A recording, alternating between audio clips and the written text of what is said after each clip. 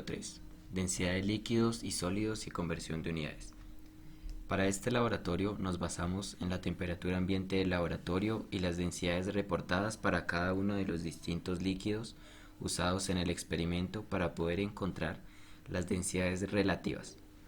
También haciendo uso de la masa de los distintos líquidos con los dos métodos de medición, los cuales son la pipeta y el pignómetro. En este laboratorio también hicimos uso de unos sólidos de los cuales encontramos unas medidas e hicimos uso de ellas para poder hallar los volúmenes con el principio de Arquímedes, usando la fórmula de volumen final menos volumen inicial, y con el método geométrico usando las fórmulas para cada sólido en específico. Pudimos hallar los valores presentados en las tablas respecto a los distintos métodos usados en los líquidos y sólidos, además de haber utilizado la ecuación del porcentaje de error para hallar este mismo y poder entender cuál de los dos métodos usados en cada uno de los líquidos y sólidos era mejor. Basándonos en las densidades tanto relativa como absoluta y el porcentaje de error hallado en los líquidos, pudimos llegar a la conclusión de que en estos métodos la pipeta era mejor y tenía mayor exactitud en relación a la del pignómetro usado en el laboratorio. En los sólidos, basándonos con sus volúmenes, sus densidades relativas y absolutas, llegamos a darnos cuenta que usando el método del principio de Arquímedes, la exactitud era mayor en casi todos los sólidos, a diferencia de cuando usamos el método geométrico. Observación de la masa y la clasificación de reacciones químicas. En este laboratorio lo que buscamos es poner a prueba la ley de la conservación de la masa y nuestro elemento de prueba fue el cobre. Empezamos con una masa inicial del cobre de 0,00303 y después de todo el proceso que realizamos al cobre obtuvimos una masa final de 0,0152. Acá aparece una tabla de los 5 reactivos, de los 5 procesos a los que sometimos el cobre y el producto de los reactivos, de los 5 reactivos.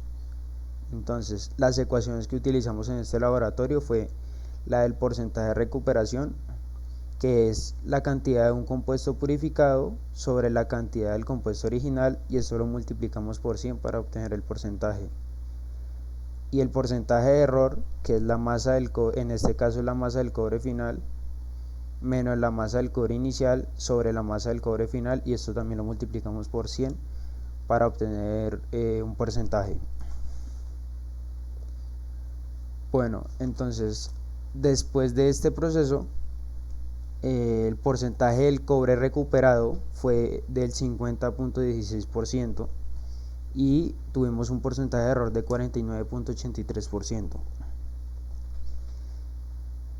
Entonces, aquí nuevamente están los 5 procesos o los 5 reactivos a los que sometimos el cobre, a las 5 reacciones, y fue pues en el orden. La primera fue que le agregamos ácido nítrico concentrado a las láminas de cobre y esto lo que hizo fue disolverlas. Esta se disolvió pues por un proceso de oxidación. En el segundo proceso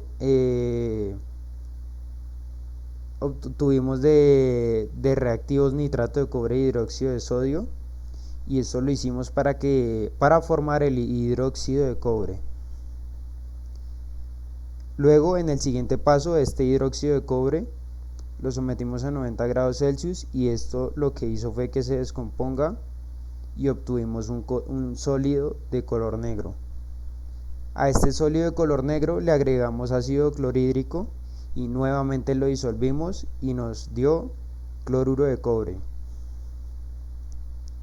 Después de que hicimos este proceso, después de disolver todo el óxido de cobre, se agregó el magnesio para que se oxidara y así recuperamos el cobre metálico que teníamos al comienzo. Entonces, pues las conclusiones que tuvimos en este laboratorio pues fue que esta ley no aplicó porque dice que la masa, o sea, pues que nada se crea, nada se crea ni se pierde, sino que todo se transforma. Pero mediante estos procesos observamos pues que cada vez que hacíamos un proceso se perdió más masa de cobre pues al final solo obtuvimos el 50% de lo que teníamos al inicio. Laboratorio número 5. Geometría molecular. Para el informe número 5, el grupo de elementos que se muestran a continuación es el número 2. Cada elemento tiene un color que está asociado a sus propiedades respectivamente, las cuales están constituidas por los electrones enlazantes libres y totales, los cuales son hallados gracias a la estructura de Lewis. También están la equivalencia del momento dipolar y su geometría molecular, la cual se basa en los electrones libres de la molécula, y su geometría electrónica, la cual se basa en los electrones totales de la molécula.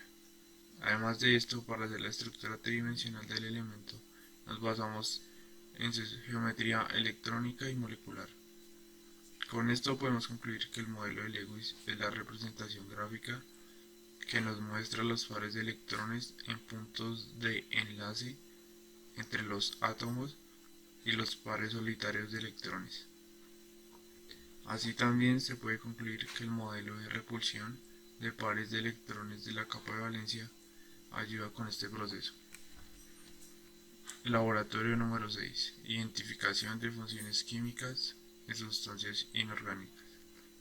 Por último, en el laboratorio número 6, identificamos tanto los reactivos como los productos usados en cada una de las reacciones que realizamos en el laboratorio. En base a estos, analizamos y nombramos con la nomenclatura sistemática y tradicional cada uno de estos.